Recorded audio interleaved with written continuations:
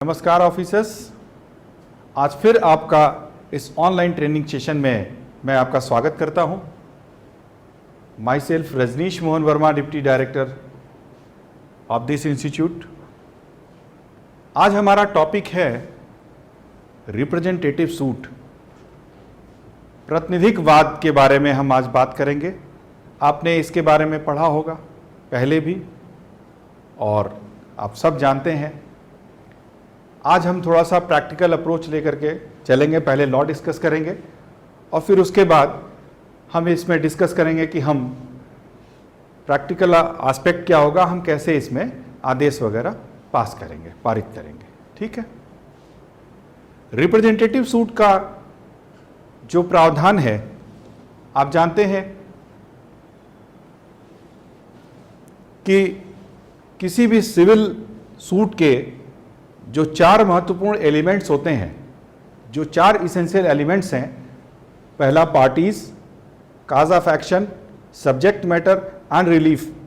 इन चार में से जो पहला पार्ट है पार्टीज का, जो ऑर्डर 1 है सीपीसी का, वो ये क्या कहता है? वो पार्टीज के बारे में बात करता है। किस किस चीज के बारे में बात करता है? Joinder of parties, non joinder of parties and misjoinder of parties. एक बार थोड़ा पीछे चलते हैं और देखते हैं कि ये जो रिप्रेजेंटेटिव सूट का कॉन्सेप्ट है, ये कब इंट्रोड्यूस हुआ हमारे देश में। हम आपको बताएंगे 1877 के पहले रिप्रेजेंटेटिव सूट का कॉन्सेप्ट कोडिफाइड नहीं था इंडिया में। पहली बार ये 1877 में सिविल प्रोसीजर कोड में इंट्रोड्यूस हुआ, जो इंग्लिश प्रेसिडेंट्स पे बेस्ड करता था। उसके बाद 1908 में ऑर्डर 1 रूल 8 के रूप में इसको स्थान मिला और 1977 में जो रूल 8 है उसको सब्स्टिट्यूट किया गया, पुनः स्थापित किया गया।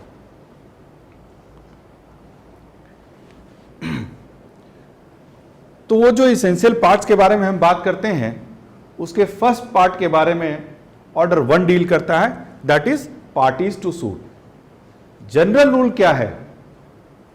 जनरल रूल ये है कि जितने भी पर्सन इंटरेस्टेड है किसी सब्जेक्ट मैटर में, किसी भी वाद में, उन सब को आवश्यक रूप से वाद में पक्षकार के रूप में योजित किया जाना चाहिए, पक्षकार के रूप में शामिल किया जाना चाहिए। लेकिन जहां पे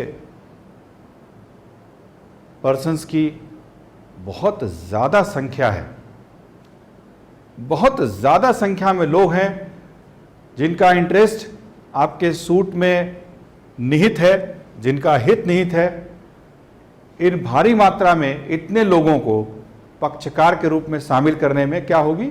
दिक्कत होगी, परेशानियां होंगी।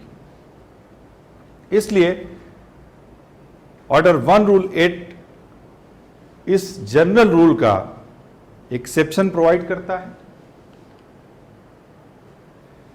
केएस वर्गीस का सबसे लेटेस्ट जजमेंट है ऑनरेबल सुप्रीम कोर्ट का 2017 का 15 SCC 333 2017 volume 15 supreme court cases 333। इसमें क्या कहा ऑनरेबल सुप्रीम कोर्ट ने? Order 1 rule 8 is an exception to the general rule that all person interested in the suit are to be made parties thereto. जितने भी हितबद्ध व्यक्ति हैं उनको वाद में पक्षकार के रूप में शामिल किया जाना चाहिए। ये एक सामान्य नियम है, लेकिन ऑर्डर 1 रूल 8 इसका एक एक्सेप्शन है, अपवाद है। एक बार हम नजर डाल लेते हैं ऑर्डर 1 रूल 8 में क्या प्रावधानित किया गया है। ऑर्डर 1 रूल 8 में 5 सब रूल्स हैं, 6 सब रूल्स हैं, ठीक, और एक एक्सेप्शन है इसमें सब रूल 1 रिप्रेजेंटेटिव सूट के बारे में जनरल लॉ प्रोवाइड करता है। क्या कहता है? Where there are numerous persons having the same interest in one suit, where there are numerous persons, बहुत से व्यक्ति हैं और उनका क्या है, एक ही वाद में उनका हित निहित है। One or more of such persons में with the permission of the court sue or be sued or may defend the suit on behalf of or for the benefit of the persons so interested। जो हितवद्ध व्यक्ति हैं, या तो उनके behalf पे या उनके लाभ के लिए, उनके हित के लिए एक या एक से अधिक व्यक्ति प्रतिनिधिक वाद के रूप में वाद ला सकते हैं या वाद में प्रतिरक्षा कर सकते हैं। इसका क्लास बी सेम यही बात करता है। वहां पर वाद लाना या डिफेंड करना कोर्ट के डायरेक्शन पे है। ऑर्डर 1 रूल 8 का जो सब रूल 1 है वो रिप्रेजेंटेटिव सूट के बारे में, परमिशन और डायरेक्शन के बारे में बात करता है और कंडीशंस बताता है कि कब रिप्रेजेंटेटिव सूट फाइल किया जा सकता है। और इसका जो सब रूल 2 है एक मैंडेटरी प्रोविजन करता है इसके बारे में कि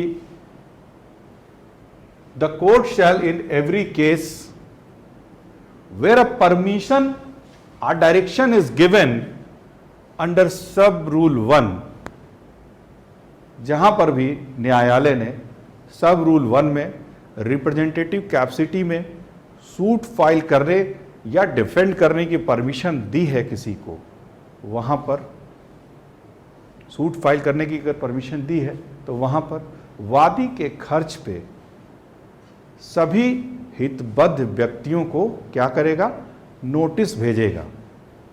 किस आशय की नोटिस भेजेगा कि फला फला व्यक्ति के द्वारा आपके विरुद्ध इस न्यायालय में प्रतिनिधिक रूप में वाद योजित करने की याचना की गई और उन्हें अनुमति प्रदान कर दी गई है। यदि आपको उक्त के संबंध में कुछ कहना है, अपनी बात रखनी है, तो आप न्यायालय में उपस्थित होकर अपनी बात रख सकते हैं या आप पक्षकार के रूप में शामिल हो सकते हैं, या जो भी उनको कुछ कहना है इसके बारे में वो आके कह सकते हैं।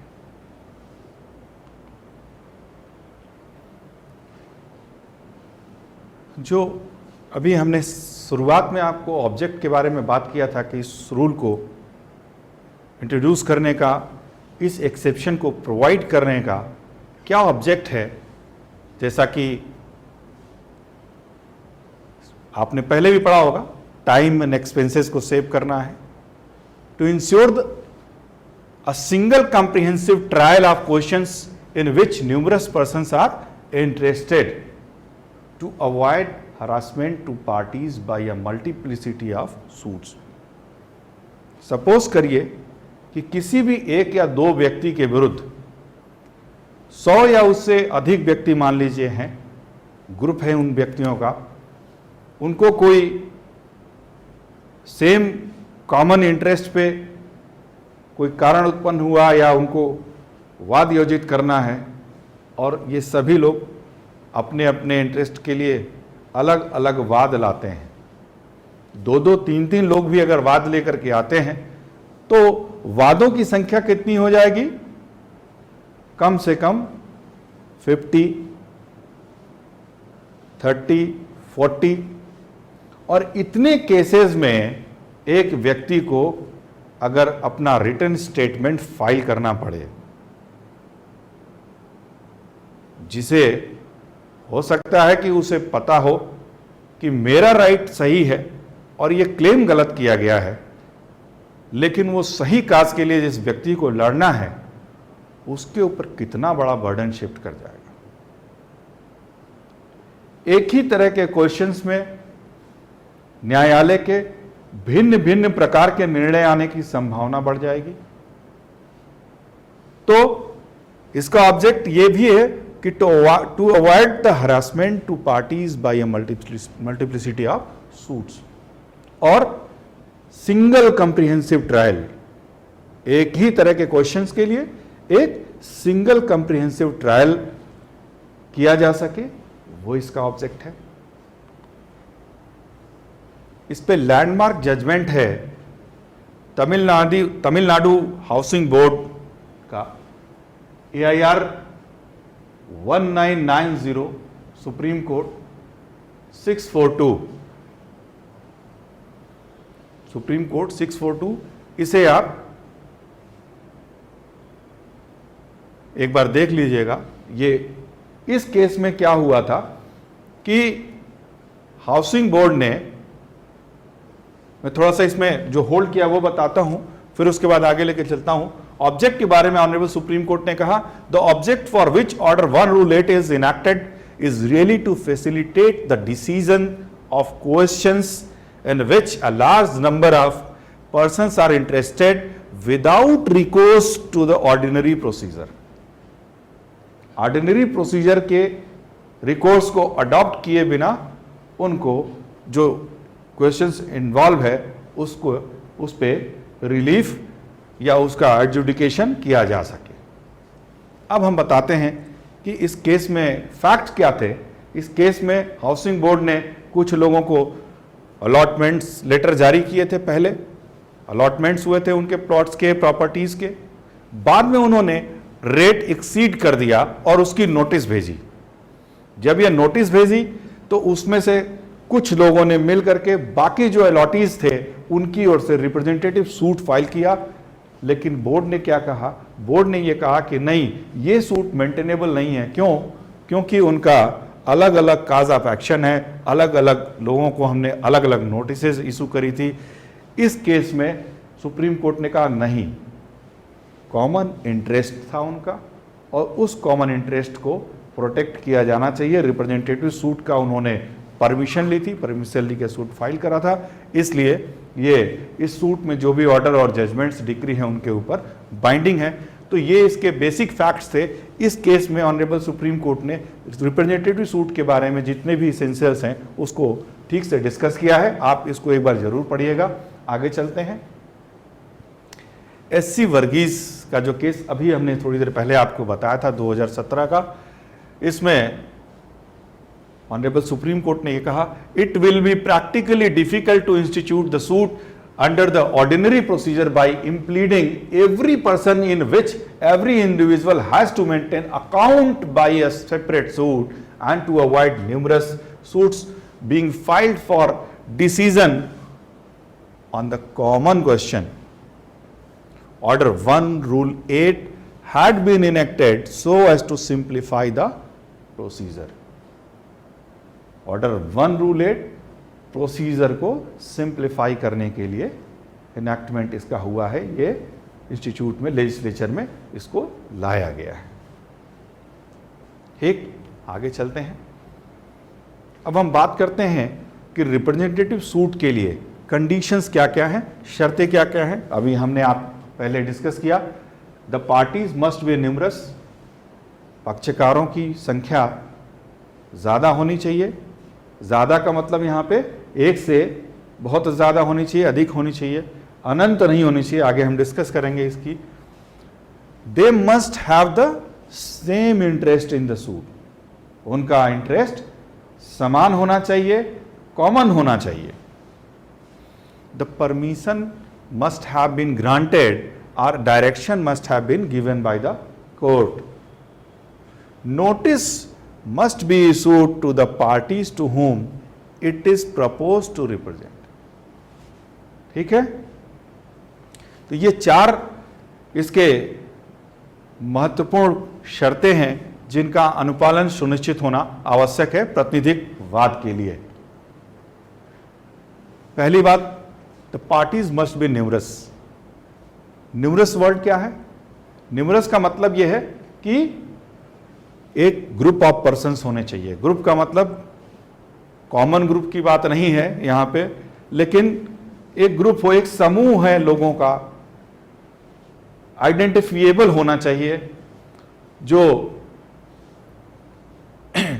कि उनका कॉमन इंटरेस्ट है और उनको आसानी से जब भी आवश्यकता पड़े तो उनको पक्षकार के रूप में शामिल करने के लिए न्यायालय अपने डिस्क्रिशन से आदेश कर सके। उनके हित में, जिनके भी हित में डिक्री पास होनी है प्रपोज सूट में, तो उनकी संख्या जो है, संख्या का यहाँ पे महत्व नहीं है, महत्व यह है कि आइडेंटिफिएबल होने चाहिए। और ये प्रत्येक बात के जो फैक्ट्स एंड सर्कमस्टांसेस हैं उस पर डिपेंड करता है, और कई सारे केसेस में इसको डिस्कस किया गया है। डिटेल में इसके हम नहीं जाना चाहते हैं क्योंकि आपने इसको पहले भी समझा हुआ है। हम आगे बढ़ते हैं। Same interest in the suit. Same interest को लेकर के 1977 के पहले थोड़ा कंफ्यूजन था, इसलिए इस रूल में एक एक्सप्लेनेशन ऐड किया गया और उस एक्सप्लेनेशन ने इस चीज को स्पष्ट किया है कि सेम इंटरेस्ट को स्टैब्लिश करने के लिए यह आवश्यक नहीं है कि उनका सेम काज ऑफ एक्शन हो। ठीक, सभी का समान वाद कारण हो यह आवश्यक नहीं है, लेकिन उनका समान हित होना आवश्यक है।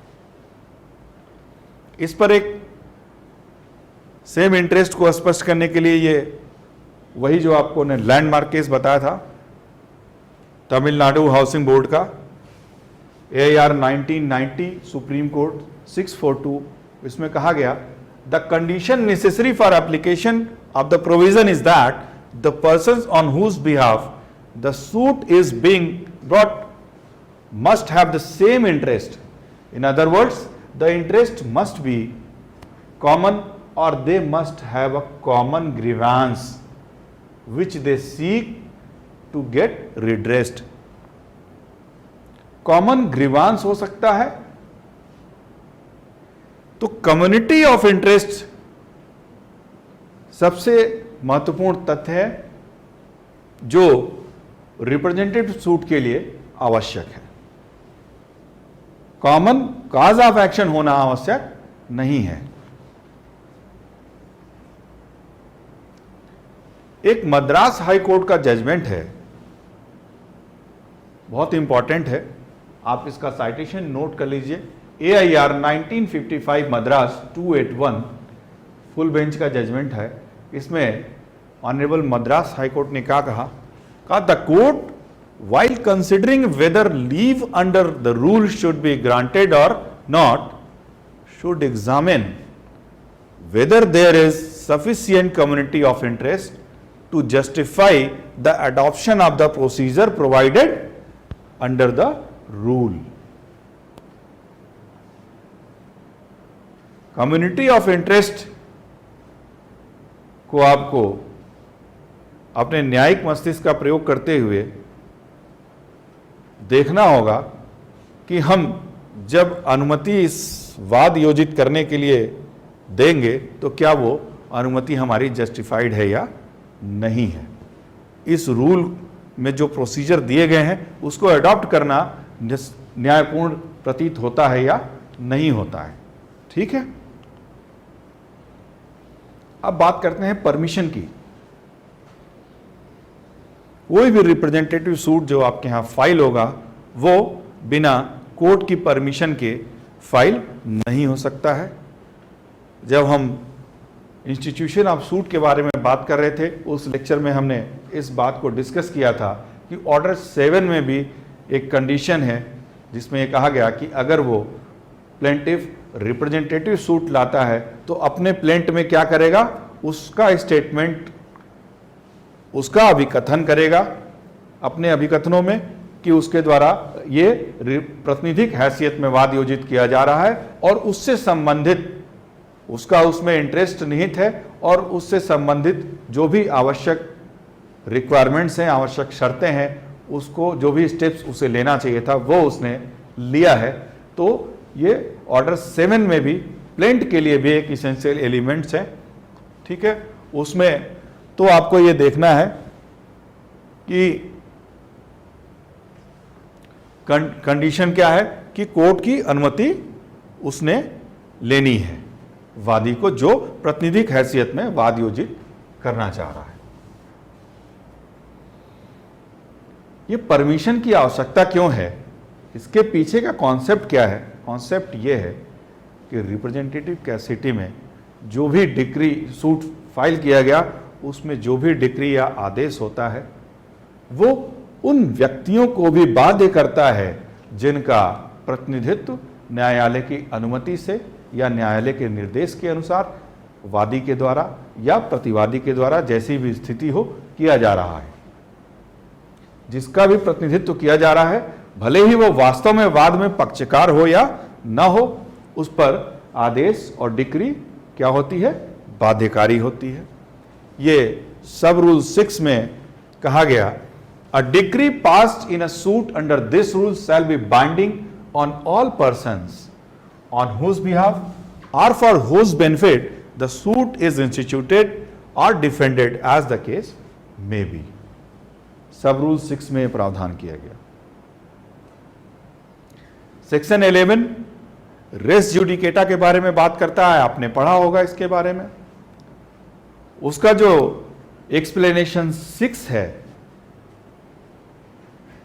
वो क्या कहता है? अगर गुड फेथ में प्रतिनिधित्व करते हुए किसी की ओर से या किसी के लाभ के लिए वाद योजित किया गया है और उसमें कोई डिक्री हो गई है, तो वो उन व्यक्तियों पर भी बाध्यकारी होगी जिनके लाभ के लिए वो वाद योजित किया गया था। ठीक, तो वो भी कॉरेस्पॉन्डिंग है, थोड़ा सा इससे रिलेटेड है, और कई केसेस में भी उसको होल्ड किया गया।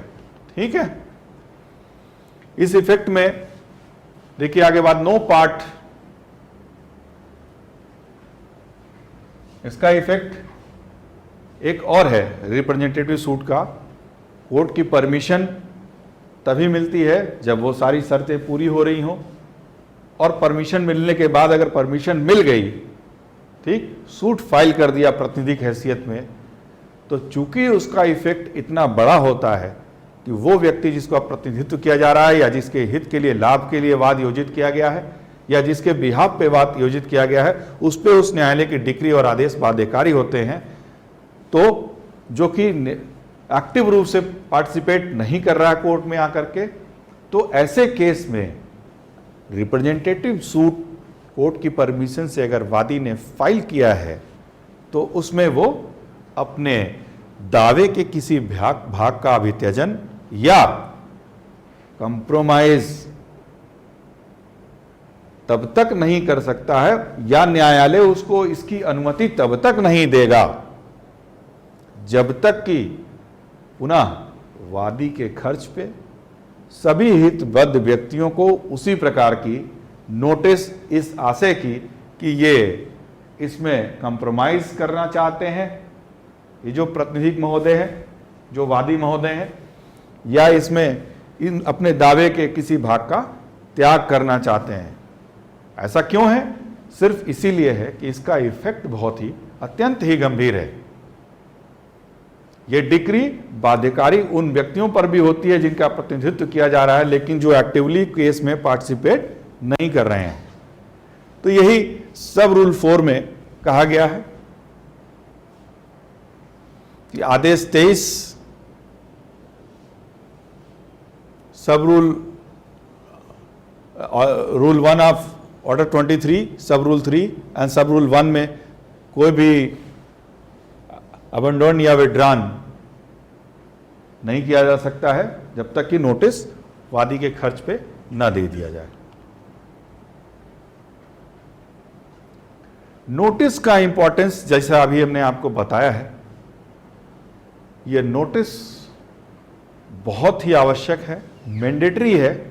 इसको अपने ऑनरेबल इलाहाबाद हाई कोर्ट ने मुन्नी देवी वर्सेस सतगुरु दयाल के केस में AIR 1973 इलाहाबाद 281 में बहुत ही विस्तृत तरीके से डिस्क्राइब किया का as the other person who would be represented would be bound by the decree passed in the suit, it is imperative that the two conditions provided in Rule 8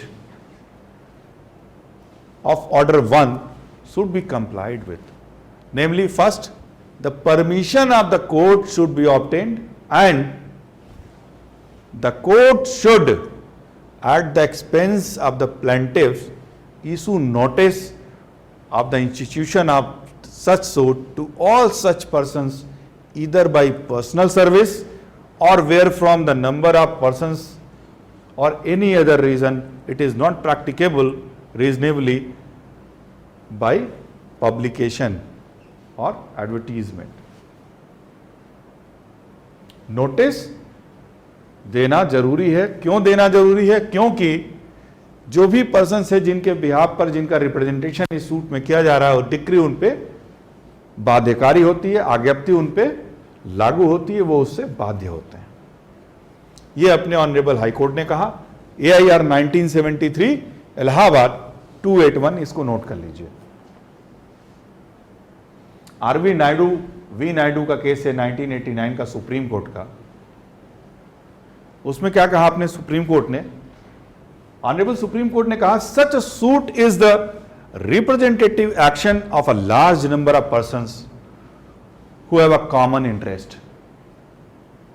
The suit binds not only the parties named in the suit but all those who are interested in the trust.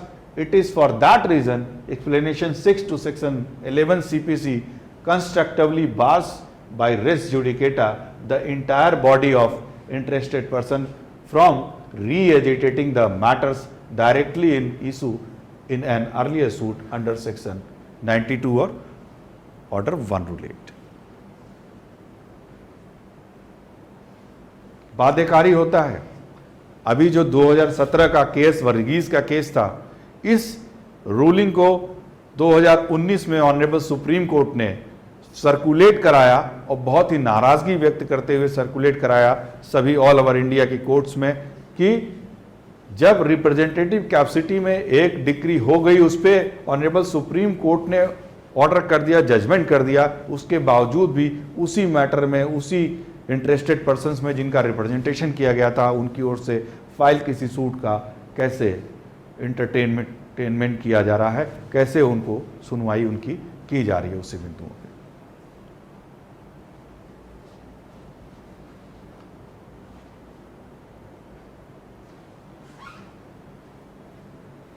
Notice का object जैसे मैंने आपको बताया,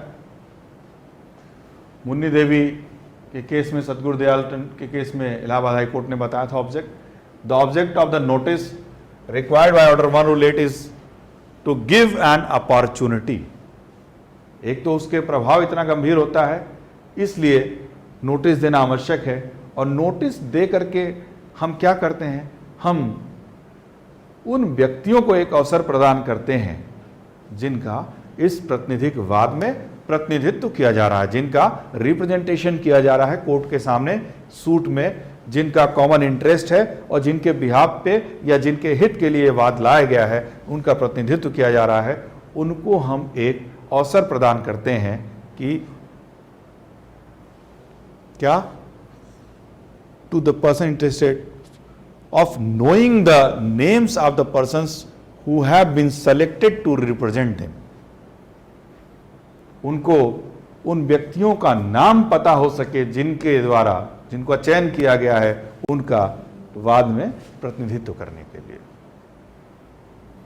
Such a notice must therefore mention the fact that the plaintiff have been accorded permission to represent them in the suit. Notice के content के बारे में honourable high court ने कहा, क्या कहा? Such a notice must mention the fact that the plaintiffs have been accorded permission to represent them in the suit. इनको अनुमति वाद की दी जा चुकी है यह तथ्य नोटिस में मेंशन होना आवश्यक है।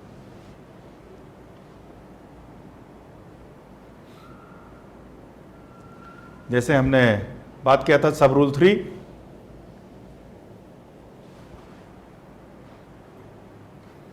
अवसर जब उनको मिलता है तो वो क्या कर सकते हैं नोटिस मिलने के बाद। सब रूल 3 में है कि वो जिनका प्रतिनिधित्व किया जा रहा है वो न्यायालय में उपस्थित होकर के क्या कर सकते हैं, अप्लाई कर सकते हैं कि मुझे भी पक्षकार के रूप में शामिल कर लिया जाए, जिससे कि मैं अपनी बात न्यायालय के समक्ष रख सकूं।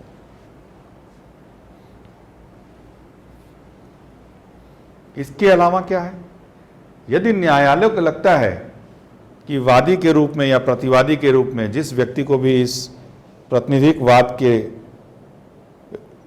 योजित करने की अनुमति दी गई है या प्रतिरक्षा करने की अनुमति दी गई है, वो ड्यू डिलिजेंस से, सम्यक तत्परता से काम नहीं कर रहा है, लापरवाही कर रहा है, तो उससे क्या होगा, उन व्यक्तियों का हित प्रभावित होगा प्रतिकूल रूप से जिनका प्रतिनिधित्व इस वाद में किया जा रहा है। तो न्यायालय स्वयं भी उन व्यक्तियों में से किसी को प्रतिनिधित्व करने के लिए पक्षकार के रूप में शामिल करने का आदेश कर सकती है। यह प्रावधान सब रूल 5 में दिया गया है।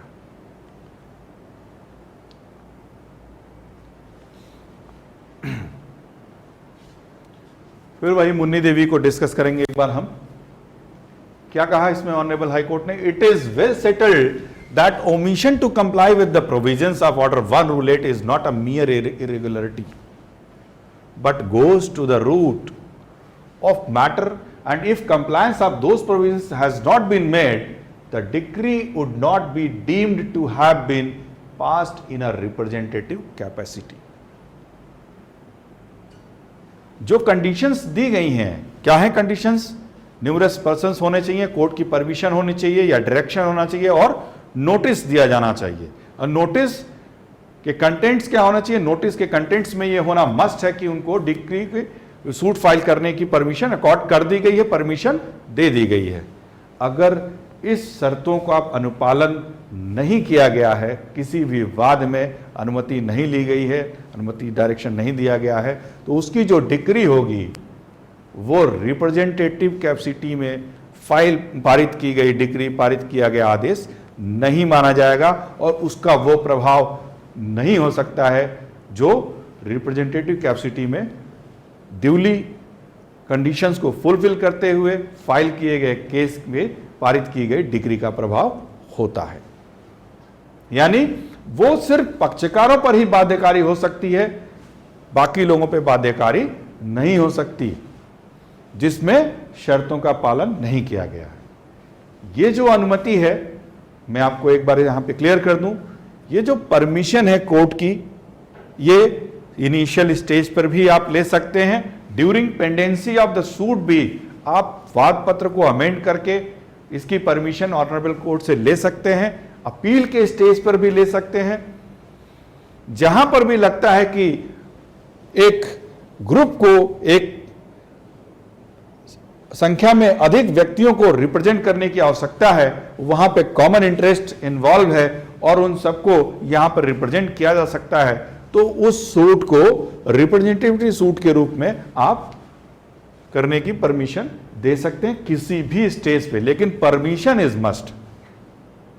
until and unless the permission has been given by the court, the decree will not be effective in that sense that it is passed in representative capacity.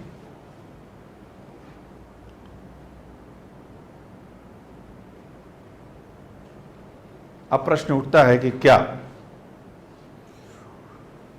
किसी भी व्यक्ति को रिप्रेजेंटेटिव सूट फाइल करने के लिए उन सभी व्यक्तियों की अनुमति लेना आवश्यक है जिनका रिप्रेजेंटेशन करना वो कोर्ट के सामने प्रस्तावित कर रहा है, प्रपोज कर रहा है? आंसर है नहीं। केवल और केवल किसकी अनुमति लेनी है? उसे न्यायालय की अनुमति लेनी है और किसी की अनुमति की आवश्यकता नहीं है। यह नहीं कोई कह सकता कि हमसे बिना परमिशन लिए इन्होंने मेरा रिप्रेजेंटेशन किया है, नहीं। इसीलिए ये प्रावधान बनाए गए नोटिस के, ठीक है। In the case of state of Andhra Pradesh and Pradesh versus Gundugola Venkata Suryanarayana 1965 AIR 11, Honorable Supreme Court has held that it was not necessary to seek the permission of all affected parties to sue on their behalf under Order 1 Rule 8, since such permission to sue in representative capacity was in any case to be sought from and granted by the court to the plaintiff upon institution of the suit. ये अनुमति केवल और केवल court के द्वारा ही दी जानी है। इसलिए उन व्यक्तियों से अनुमति लेने के लिए वादी या प्रतिवादी को कोई आवश्यकता नहीं है। अब चलिए, ये तो इसेंशियल्स हो गए रिप्रेजेंटेटिव सूट्स के। अब हम बात करते हैं प्रैक्टिकली कि आपके कोर्ट में रिप्रेजेंटेटिव सूट फाइल करने के लिए परमिशन के लिए एप्लीकेशन आती है, तो आपको किस तरह का अप्रोच रखना है उसको।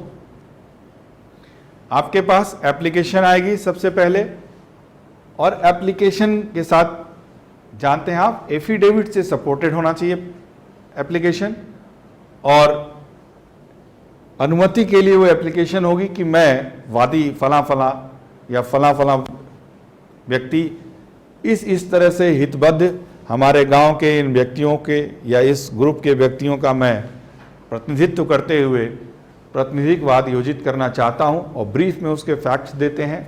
जनरली जो होता है कोर्ट्स में कि क्यों कैसे कैसे काज ऑफ एक्शन वगैरह हुआ, जो जरूरी चीज़ें हैं, जो प्लेंट में जो चीज़ें दी जाती हैं, उसका एक ब्रीफ में उल्लेख करते हुए एक परमिशन की एप्लीकेशन आपके समक्ष आती है।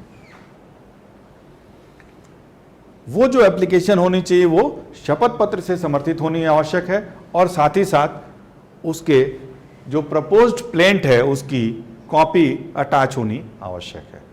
भाई जब तक प्रपोज्ड प्लेंट आपके समक्ष नहीं आएगा, आप कैसे अपना दिमाग न्यायिक मस्तिष्क आप उसमें अप्लाई करते हुए आप कैसे निष्कर्ष पे पहुंचेंगे कि whether the permission should be granted और नॉट, कि परमिशन दी जानी चाहिए या नहीं दी जानी चाहिए। इस निष्कर्ष पे पहुंचने के लिए आवश्यक है कि आपके समक्ष वाद पत्र की प्रति होनी चाहिए। एप्लीकेशन आ गई तो क्या करते हैं आप, उसको प्रकीर्ण वाद के रूप में दर्ज करते हैं, मिसलेनियस सूट के रूप में दर्ज होगा। जो वाद सिविल सूट योजित किया जाता है, फाइल किया जाता है, मैंने बताया था धारा 26 में ऑर्डर 4 में क्या होगा, वो रजिस्टर नंबर 3 में दर्ज होता है, that is an original suit, civil suit. लेकिन ये सिविल सूट फाइल करने की परमिशन की एप्लीकेशन है तो ये प्रकीर्णवाद के रूप में दर्ज किया जाता है, और उसके बाद उस एप्लीकेशन पे आप हियरिंग करते हैं सुनने के बाद, और उसे डिसाइड करते हैं। कैसे डिसाइड करते हैं, सेम डे डिसाइड करेंगे। और ऑर्डर कैसे लिखते हैं, चलिए इसके बारे में हम डिस्कस करते हैं। जो पहली ऑर्डर शीट होती है एप्लीकेशन आने पे, वो क्या लिखते हैं आप, प्रार्थी का नाम लिखते हैं, कौन कौन से प्रार्थी हैं उनके बारे में बताते हैं। फिर आप लिखेंगे कि प्रार्थी फला फला फला के द्वारा यह प्रार्थना पत्र आदेश 1 नियम 8 CPC के अंतर्गत सिविल प्रक्रिया संहिता के अंतर्गत अनुमति के बाबत योजित किया गया है। किस अनुमति के बाबत, प्रतिनिधिक वाद के रूप में वाद योजित करने की अनुमति के बाबत आपके समक्ष प्रस्तुत किया गया है। तो जो पहला आदेश होगा आपका, क्या कहेंगे आप, उस पर क्या लिखेंगे, प्रकीर्णवाद के रूप में प्रार्थना पत्र प्रकीर्णवाद के रूप में दर्ज रजिस्टर हो, कार्यालय अनुपालन सुनिश्चित करे, बाद अनुपालन पत्रावली पुनः सुनवाई हेतु प्रस्तुत हो। यानी जो जो कार्रवाई आपके समक्ष होती जा रही है बस उसी को मेंशन करना है, और छोटे छोटे ऑर्डर्स स्टार्टिंग में आपको करने होते हैं। जो भी मिसलेनियस एप्लीकेशन आपके कोर्ट में पड़ती है उसमें पहला ऑर्डर ये कि किस आशय की एप्लीकेशन है, 2 लाइन में इसका जिक्र करते हैं, और उसके बाद आप अपना ऑर्डर करते हैं कि whether this application should be registered as miscellaneous case और नॉट। इस फैसले पे पहुंचने के बाद उसे आप प्रकीर्णवाद के रूप में दर्ज करते हैं। दर्ज होने के बाद अब वो प्रकीर्णवाद आपके समक्ष प्रस्तुत हो गया है। अब आप उसमें सुनवाई कर लिया आपने एप्लीकेशन पे, अधिवक्ता महोदय आपको सुनाएंगे। सिर्फ उनकी बहस सुनने तक ही पर्याप्त नहीं है, आपको पूरी तरह से सकारात्मक दृष्टिकोण अपनाते हुए एप्लीकेशन को 1-2 बार, कम से कम 2 बार आपको पढ़ना है। पढ़िए, शपथ पत्र को पढ़िए। उसके बाद आप उसमें देखिए कि क्या ये ऑर्डर 1 रूल 8 में जो आवश्यक तत्व दिए गए हैं, न्यूमरस पर्सन्स हैं या नहीं हैं, इसमें अधिक से अधिक व्यक्ति हैं, संख्या महत्वपूर्ण नहीं है, लेकिन वो उस तरह के व्यक्ति हैं या नहीं है, उतनी संख्या है ज़्यादा से ज़्यादा। और कॉमन इंटरेस्ट जो आपने बात करी अभी, कॉमन इंटरेस्ट उनका उसमें निहित है या नहीं है। मामला इस प्रकार का आपको प्रतीत हो रहा है कि इस रूल में जो प्रक्रिया दी गई है उसका अनुपालन करने, उसके अनुसार वाद योजित करने की इन्हें अनुमति दी जानी चाहिए, नहीं दी जानी चाहिए। इन चीज़ों पर आप विचार करते हैं और विचार करने के बाद फिर आप डिसाइड करते हैं कि आप इनको अनुमति देंगे या नहीं देंगे। इन्हीं सारी कार्रवाइयों को आपको अपने आदेश पत्र में लिखना होता है। फिर डेट पड़ेगी। क्या होगा, स्टार्टिंग में आपने डायस ट्रेनिंग के दौरान वहां देखा होगा और आपकी यही एक्सरसाइज है इस क्लास के बाद की कि आप एक अपनी कोर्ट्स में वहां पे जहां कहीं भी हो, आप वहां पे एक रिप्रेजेंटेटिव सूट फाइल करने की जो एप्लीकेशन आती है वो एप्लीकेशन कोई निकलवानी है और उस एप्लीकेशन पे आपको अपना, ये नहीं कि वहाँ पर जो आदेश पहले से छपा रखा है वो नहीं, आपको खुद से दोनों ऑर्डर शीट, जो फर्स्ट एप्लीकेशन आने के बाद की जो पहली ऑर्डर शीट होती है, पहली ऑर्डर जो होता है पहला छोटा वाला, और उसके बाद मेरिट पे आप उस एप्लीकेशन का जो डिस्पोजल करेंगे उसका ऑर्डर आपको लिखना है। मैं आपको यहाँ पे कोई फॉर्मेट नहीं दे रहा हूँ, मैं आपको ब्रीफ में ये बता रहा हूँ कि क्या क्या इंग्रेडिएंट्स उसमें आने चाहिए आपके ऑर्डर में। पहला तो आप एक पाथ बताते हैं, उसका एड्रेस बताते हैं। जब आपके पास एप्लीकेशन हो गया, एप्लीकेशन को आपने मिसलेनियस केस के रूप में दर्ज कर दिया तो वो अब न्यायालय की क्या बन गई, पत्रावली बन गई। उसके पहले वो क्या थी, सिंपल एक एप्लीकेशन थी, पत्रावली बन गई।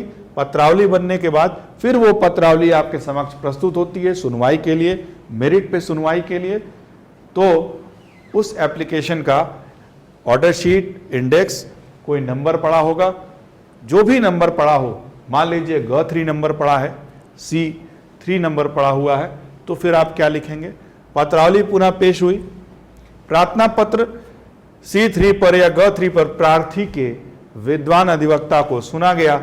प्रार्थना पत्र G3 विद्वान अधिवक्ता को आपने सुन लिया।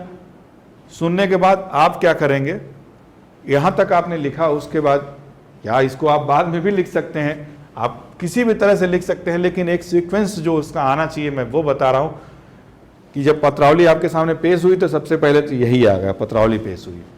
उसके बाद किस चीज़ पे आपने सुना वो चीज़ आएगा, वो क्या है, एप्लीकेशन है G3।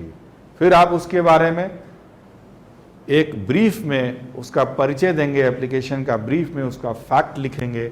ये प्रार्थना पत्र फलां G3, G4, G5, G6 जो भी हो प्रस्तुत करते हुए प्रार्थी के द्वारा जो कथन किया गया उसका ब्रीफ में आप उल्लेख करेंगे। उल्लेख करने के बाद फिर आप क्या करते हैं, क्या लिखेंगे, जो नेक्स्ट स्टेप आप जो लिखते हैं वो ये लिखते हैं कि आपने इसका ब्रीफ में फैक्ट लिखा, फिर आपने क्या किया था, आपने प्लेंट की कॉपी देखी, जो भी डॉक्यूमेंट्स उसने फाइल किए होंगे वो देखे होंगे अपने केस के सपोर्ट में, जो प्रपोज सूट है उसकी जो प्लेंट की कॉपी, उसके सपोर्ट में जो डॉक्यूमेंट्स उन्होंने दाखिल किए हैं वो, और एप्लीकेशन और उनके शपथ पत्र को आपने देखा है। तो उसको देखने के बाद आपने कोई निष्कर्ष निकाला है। निष्कर्ष निकालने का आधार क्या क्या है, वही आधार हो सकता है जो आदेश 1 नियम 8 में दिया गया है। तो फिर आप ब्रीफ में फैक्ट लिखने के बाद फिर आप नेक्स्ट स्टेप क्या करते हैं, फिर ये लिखते हैं कि जैसे प्रार्थी के विद्वान अधिवक्ता के तर्कों के परिप्रेक्ष्य में आपने जो उनके आर्गुमेंट सुने और उनके परिप्रेक्ष्य में आपने क्या किया, पत्रावली का परिशीलन किया, अवलोकन किया, सम्यक रूप से परिशीलन किया और उसके बाद आपको क्या प्रकट हुआ, न्यायालय को क्या प्रकट हुआ। जो भी निगेटिव या पॉजिटिव आपको प्रकट होना प्रतीत हुआ है वो आपको यहां पे लिखना है। निगेटिव पॉजिटिव का मतलब हमारा यहां पे ये है कि जो अनुमति के दिए जाने के पक्ष या विपक्ष में जो भी मत आपको दिखाई देता है, जो भी तथ्य आपको उसमें प्रकट होते हैं, वो आपको यहां पे लिखना है। वो क्या लिखना है कि प्रकट होता है कि एबीसी के द्वारा विवादित संपत्ति में स्वयं का या फला फला का इस प्रकार से हित निहित होने का कथन किया गया है, और उन कथनों का समर्थन जो भी दस्तावेज दाखिल किए गए उनसे होता है अथवा नहीं होता है। जो भी स्थिति आपके दिमाग में आती है उस चीज को आप लिखेंगे। तो पहली चीज क्या देख लिया आपने, कम्युनिटी ऑफ इंटरेस्ट यहां पर है या नहीं है।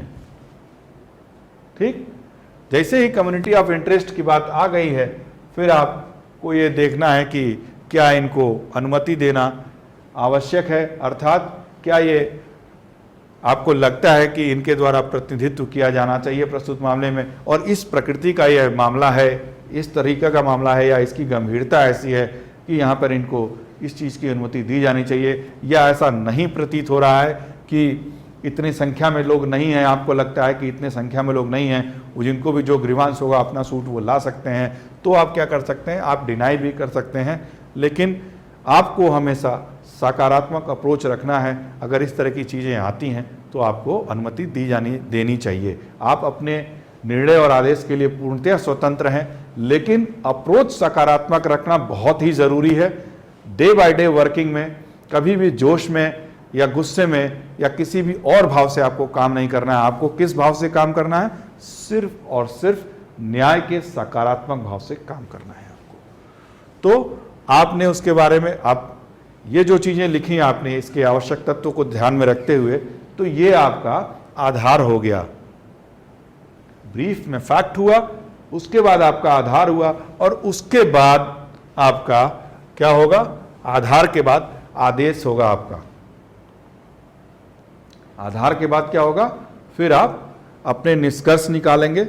उस निष्कर्ष का जिक्र करेंगे कि इनको अनुमति दिए जाने योग्य है या नहीं है, ये प्रार्थना पत्र स्वीकार किए जाने योग्य है या नहीं है, और उसके बाद आप आदेश पारित करेंगे। अगर आप स्वीकार करते हैं तो आप लिखेंगे कि प्रार्थना पत्र 3 ग स्वीकार किया जाता है।